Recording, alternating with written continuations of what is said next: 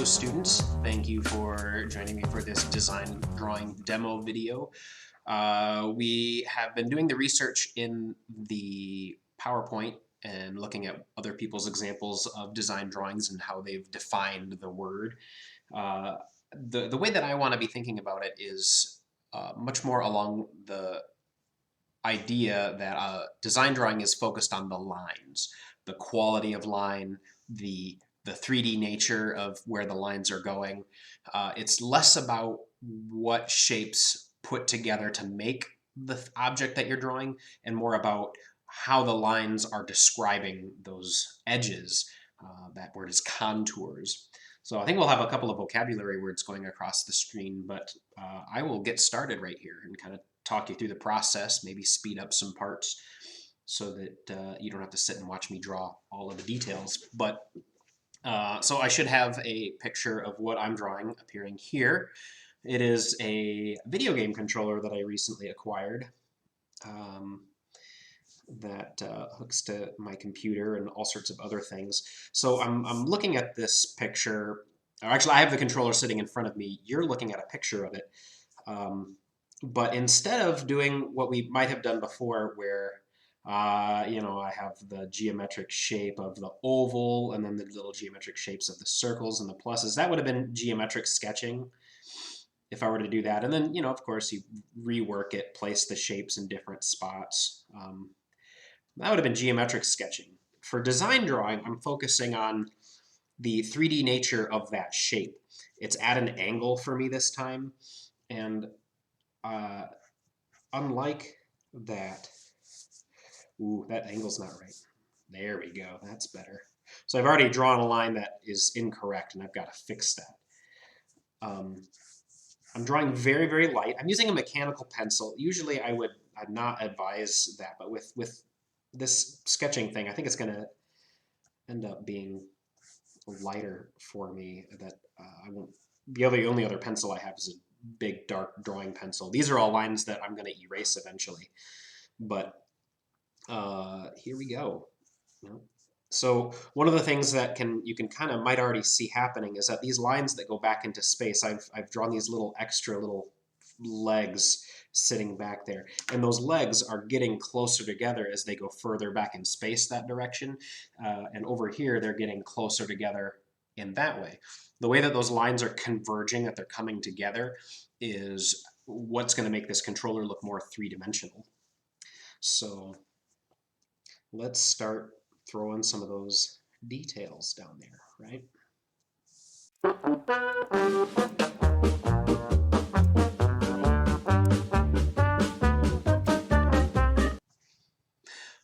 All right, so there's the loose geometric sketch. Oh, see, I used the old vocabulary word. This isn't a geometric sketch. I've gotten these lines thrown in there that are going to an imaginary vanishing point somewhere way off the paper, and I'm starting to place the major shapes of this thing on that geometric form. Now there is a precise and calculated way of drawing these circles and these ellipses that are laying down flat on this shape. That takes a lot of practice and work, and I don't think I need us focusing on that too much. Not too many of you are going to have that issue. I might do one later in this drawing, but now's the time to start cleaning up the drawing, getting rid of some of those extra lines, and then we can start working on the line variation that we're going to need to be thinking about.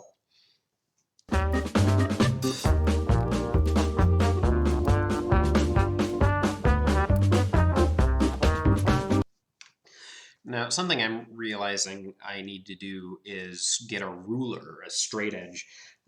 Some of these lines I just don't trust myself to be able to make in one stroke. At least can get it in there accurately. And so what I think I'm going to do is I'm going to grab a piece of paper. Here's a sketch from earlier, one of our demos. I don't know, I don't plan on using it. So what I can do is fold it in half and make that a nice little creased edge. And now I have something that I can use as a straight edge, as a ruler, to make my lines really precise.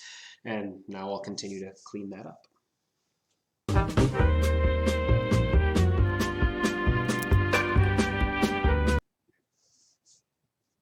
So what I'm doing right here is I am using my straight edge, kind of lining my ruler up to make sure that I'm going back to that imaginary vanishing point that I have over there.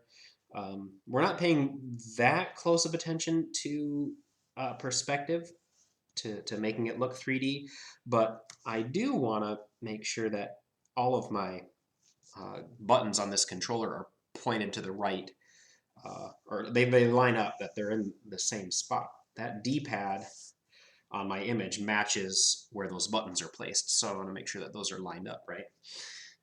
And that's kind of what I did there. I lined up the top of my D-pad with the rest of my lines and put a little mark over there so I know where those buttons actually are, and I'm going to do the same thing for the bottom, thereabouts. If that's not perfect, I'm not marking down for your design drawing, whatever you happen to do, but that'll get things in the right spot. With this drawing, the thing I want you to focus on are the lines, right? There's a lot of different types of line happening in these that I want you to know how to use them, how to describe them in a sentence. So the first type of line that I want you to know how to recognize is a contour line. I'm going to write that on my drawing so that I remember to make it a cool screen graphic over here. But a contour is basically like the outline. It can be the contour of the interior joystick thing here, or it can be the contour of the outside of the shape. It can also be an imaginary contour that describes the curvy, bumpy surface of something that you're drawing. But a contour is essentially the outline of the shape or form that you're drawing. We're going to do some line variation in here, and there are some rules about how the lines vary. We're not just drawing lines that stay the same, that it's black and it draws the line and then you pick up the pencil. We're going to be practicing lines that are light and soft, and like exploration lines.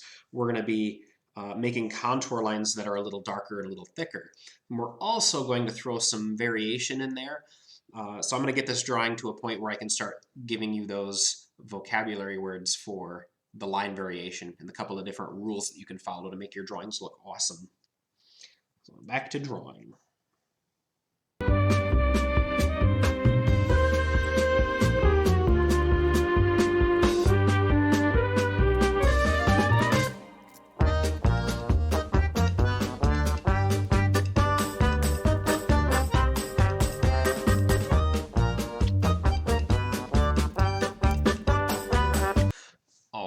So I'm figuring out where some of these things go. I noticed there was a little too much space between my joysticks, so I kind of made those bigger. I think that was where the issue was, in which case I put those buttons in the wrong spot. But what I want to start doing now is doing the line work, doing the important part of the drawing. Since I kind of have a good idea about where most things are, I still need to work out the buttons there. I still need to work out the 3D-ness of those buttons, but I'm going to start working from left to right. Since I'm right-handed, I want to finish the drawing over here and then drag my hand across the unfinished drawing over there as I'm finishing and creeping from left to right. That way I don't do all the details here, and then as I'm drawing this, my hand is smudging that. I'm going to start from this side and work that way. I have things generally laid out, so now it's time to start committing. With your line work, there are a couple of rules that you can follow to really make your drawings look really clean, really nice, really professional, and even without any shading, look very, very 3D. And the trick, number one, and all right, now grab a piece of paper and write these down, because I'm going to quiz you on it later. And there's a couple of rules. And the rules, sometimes they conflict, sometimes they don't make sense together, but that's the judgment call that you get to make as to which one of the rules you're going to follow in this particular instance. So generally speaking, rule number one is that the outside contour of your object is drawn with a thicker, darker line. That makes it pop off the page a little bit. That makes it look like a solid object, where the interior lines, like all these joystick lines and buttons on this controller, those are drawn with a thinner, softer line. Now, not perfectly soft, not barely can see it, but the outside contour is generally darker than the interior contours. The interior contours are lighter. So that's rule number one. And so I think what I'm going to do while you're writing down rule number one is kind of get my contour drawn out, my exterior contour drawn where I want it. Okay, so a little thicker and a little darker.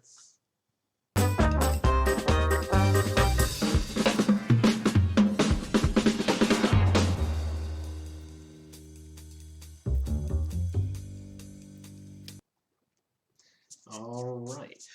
Rule number two is that lines that are closer to you in space, like this corner of the controller is closer to the viewer, that the lines are darker and thicker than they are further away. So these lines, these exterior contour lines back there will always be darker, but they're going to be lighter than they are up front. And that'll help the controller look like it's going back in space, or whatever it is that you're drawing, architecture, fashion design. Those lighter lines will be happening in the background. You also have seen me during the fast forwarding really cleaning up my scribbly lines. I think a lot of design drawers, like those people that we had a field trip last year to go look at the design department at Kendall. Those professors there, I think, would not like the way that I'm a kind of a scribbly, messy drawer, and then I go back and clean up my lines. But that's because of my fine art background. What I'm doing is finessing the line. So line finesse means that you're not simply just drawing the line and putting it down on paper, that you're drawing the line, but then you're going to clean up the line. You're going to make that line sing because you're making things thicker and thinner and lighter and darker. So line finesse is kind of reworking the line to make it a descriptive line. Is it a thick line? Is it a thin line? Is it a fuzzy line? Is it a soft line? Is it a line that makes it look like it's in 3 dimensions? So you'll see me working it both ways on these as I'm working on this drawing. You'll see me erasing things to lighten it. You'll see me going back into it to darken it. That first line that you put down does not have to be the correct line, the permanent line. You can finesse it. You can go back in and you can rework it. And that is the difference between that professional and the amateur, is that the professional is going to go back in and really rework it until it looks really nice. So that's rule number two. Let's review. Rule number one, the outline is thicker than the lines on the inside. Rule number two is the lines are darker and thicker on the parts of the object that are closer to you than the objects are in the distance. So I'm going to take a few moments here and work up the buttons and the joysticks, and then I'll tell you about rule number three, and we'll go into that D-pad.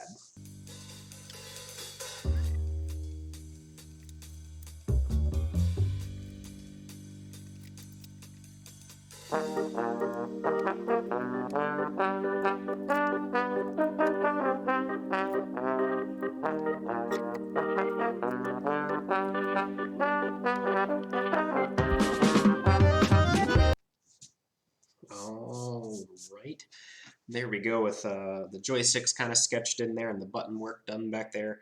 Now I'm going to work on that D-pad, and I'm going to use that D-pad to teach you rule number three about line finesse. So rule number one, let's review. Thicker outline, thinner interior contours. Rule number two is the lines that are closer to you should generally be darker than the lines that are further away, which should be lighter. Helps it look 3D. Maybe I have some lightening to do. Maybe I can take the eraser and kind of just like blot it, bounce it out to get those lighter. Or maybe I can just draw the front darker. Rule one, outline. Rule two, darker, lighter. I think, yeah, rule number three, I think I'm counting right. Rule number three is the tricky one, okay? Imagine that the line that you're using to draw these shapes is a car driving down the road. Now, my drawing professor taught me this, and it made my drawings look way cool, the line drawings. Your car is driving down the road around those shapes. Now, when you're in a car, if the road is straight and it's really long, you can floor it, you can go super fast. So your pencil might barely be touching the line because you're able to move so fast. But whenever there's a lot of little intersections, wherever the streets are coming together, you might have to stop and look both ways in your car. That's where your pencil line gets a little darker, a little thicker, a little heavier. So wherever there are intersections, your line gets thicker. Wherever you have long straight sections, the line can get lighter. Now you have to do that while holding in the other two rules and make them kind of balance and sing together, those three different rules. So now I'm going to do this joystick following those rules. I will see if I can zoom into it so you can watch that process. And I'll try not to turn the paper. Sometimes you might have seen me turning the paper, and it's because my hand makes that curving shape for drawing those sorts of lines better if I'm turned the paper.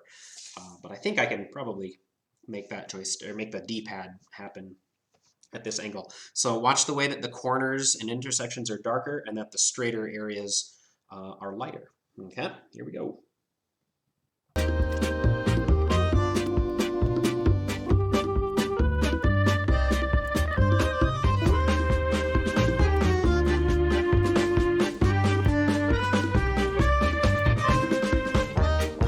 So there we go. You can see how each of those intersections gets a little darker than the middle of those lines. I tried to make the corners of the joystick, of the D-pad rather, that are closer to you be lighter. I'm sorry, darker than those. And I can even lighten those further by bouncing my eraser on it. I'm not actually scrubbing because I don't want to erase it. That's a neat way to kind of make the draw. I've done some drawings where when you do that line finesse thing perfectly, you follow the thicker outline, thinner interior lines. If you follow darker up front, lighter in the back, and if you follow those intersections and areas of detail getting darker, where the lines come together and cross, the drawing vibrates. Like on the page, it's almost difficult to look at in a fun way because it's vibrating, it's moving, it's wiggling.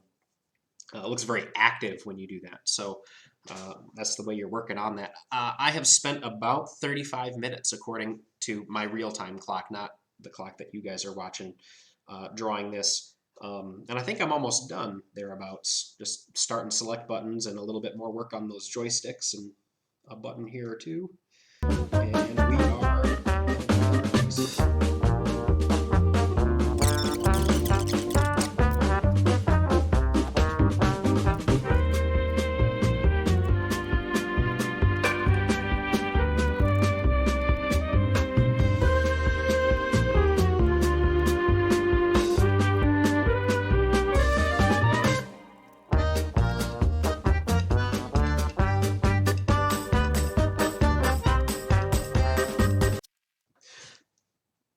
All right, but there you go. That would probably do it. Hey, I'm going to sign this. There we go, just to call it good. So yeah, I'm not done yet, of course. There's a little, I need to work on that joystick, little bits of finesse. And I'm sure I put things in the wrong spot, but for what is about a 40-minute sketch, that's kind of all I expect you guys to do as well, is a 40-minute sketch. I don't expect it to look like this. You might be drawing a fashion sketch, you might be drawing an architecture sketch. I promise that the next demo that I do will be architecture, either interior design or a building of some sort, so you get to see a little bit of that.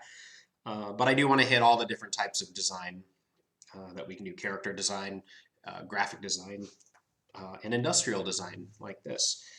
Needs a lot more cleanup, a lot more finesse for it to look professional, but I'm pretty proud of what that looks like right there, since there's not any detail there at all, really. Sometimes with design drawing like this, it helps to also have that impact plane that we talked about before. Something like this, I don't know that I want to put one up front. It might look like a shadow, but the impact plane is just a rectangle And even though there's no shading in the drawing, you can shade that area behind it, and it makes the controller, it makes the thing that you're drawing pop out of the page a little more. I might go get a different pencil to do that kind of shading because mechanical pencils aren't really handy. So there's an impact plane.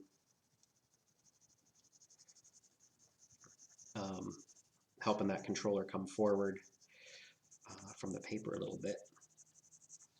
I may take the time to smear that out. But impact planes are kind of nice, adds a lot without very much work at all.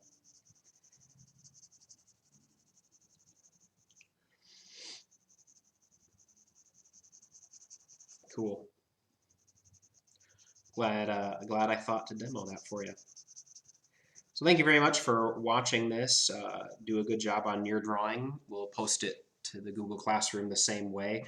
But the design drawing, we're definitely focusing on a little more 3D stuff happening. We're definitely focusing on the line work this time, more so than we did during geometric sketching. So thank you very much. We'll do a demo for this live demo in Google Classroom real soon. Have a good day. Thanks for watching. Go draw something cool. Bye-bye.